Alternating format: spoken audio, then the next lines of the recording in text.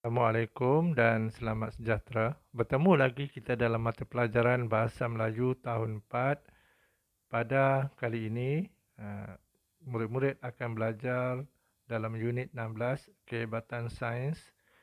Tajuk meluncur di udara, standard pelajaran 1.3.1, kemahiran mendengar dan bertutur. Baiklah murid-murid, sebelum itu cikgu mahu murid-murid baca dan fahami petikan teks serta gambar dalam buku teks muka surat 110.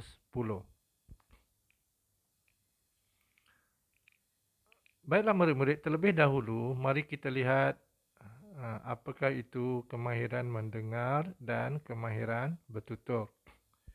Kemahiran mendengar merujuk kepada keupayaan murid mendengar dengan teliti, memahami dan menghayati secara lisan perkara yang didengar dalam situasi pengucapan serta dapat memberikan respons. Nanti dalam pelajaran ini murid-murid perlu dengar apakah cerita yang disampaikan oleh guru, apa yang boleh disampaikan oleh cikgu. Manakala kemahiran bertutur pula ialah merujuk kepada keupayaan murid berkomunikasi untuk menjalinkan hubungan dan menyampaikan maklumat, pendapat, perasaan serta idea yang kreatif dan kritis dengan sebutan dan intonasi yang betul secara sopan dan bertata susila. Selain murid-murid dengar apa yang disampaikan oleh cikgu, murid-murid perlu bertutur. Maksudnya nanti murid-murid perlu bercerita berdasarkan situasi dalam gambar dan juga teks dalam buku teks. Serta apa yang didengar, apa yang murid-murid dengar yang cikgu sampaikan.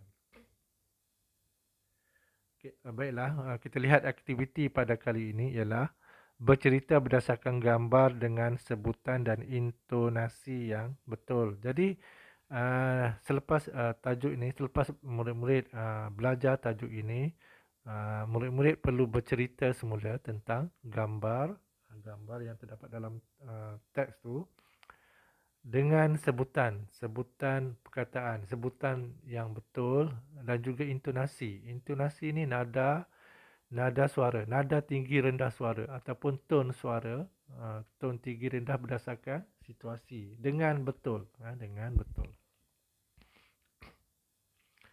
Baiklah murid-murid, kita lihat gambar yang pertama. Kita lihat situasi gambar dan juga frasa kata ataupun ayat yang terdapat dalam gambar tersebut untuk kita membina sebuah cerita berdasarkan gambar.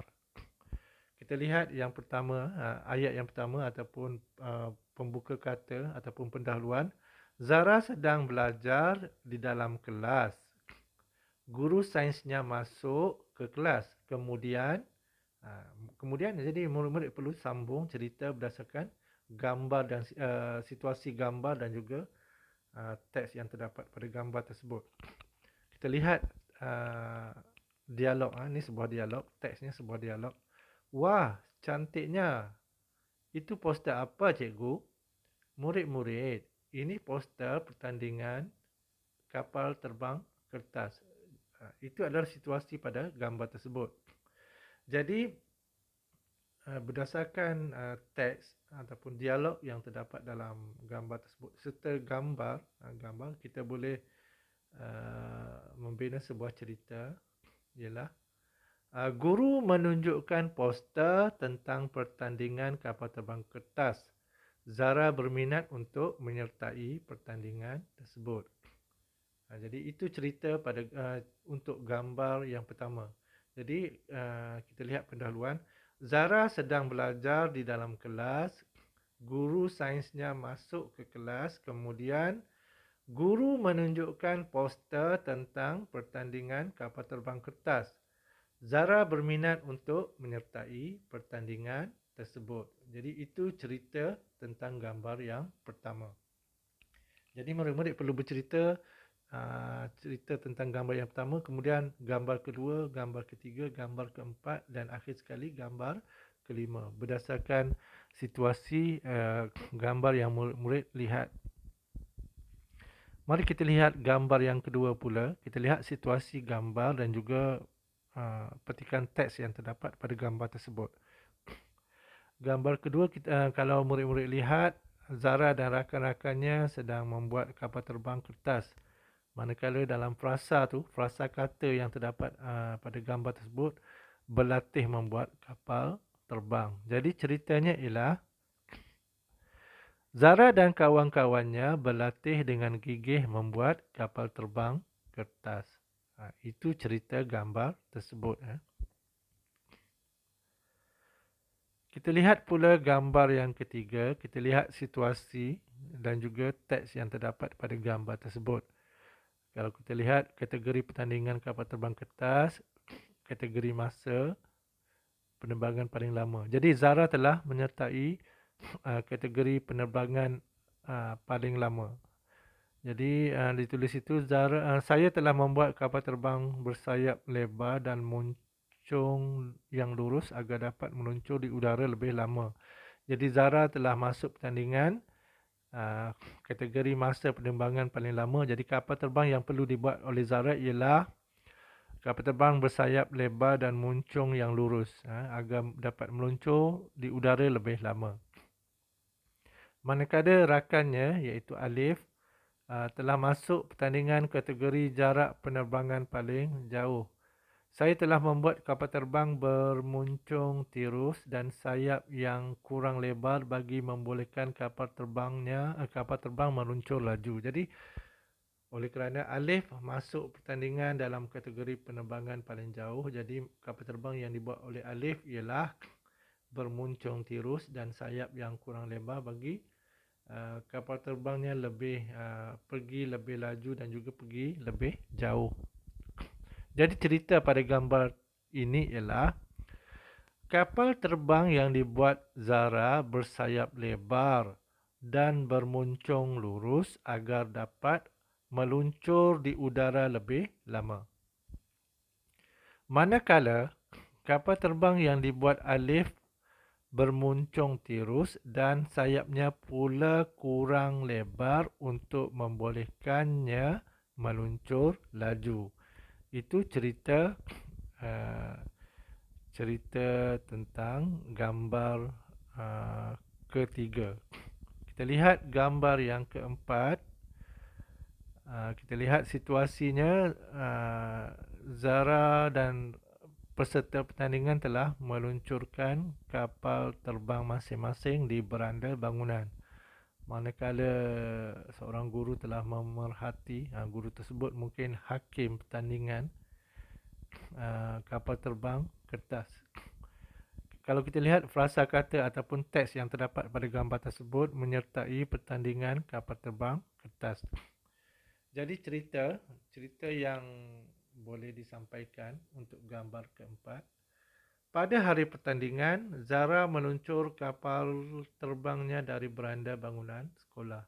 Jadi itu cerita cikgu berdasarkan situasi gambar tersebut.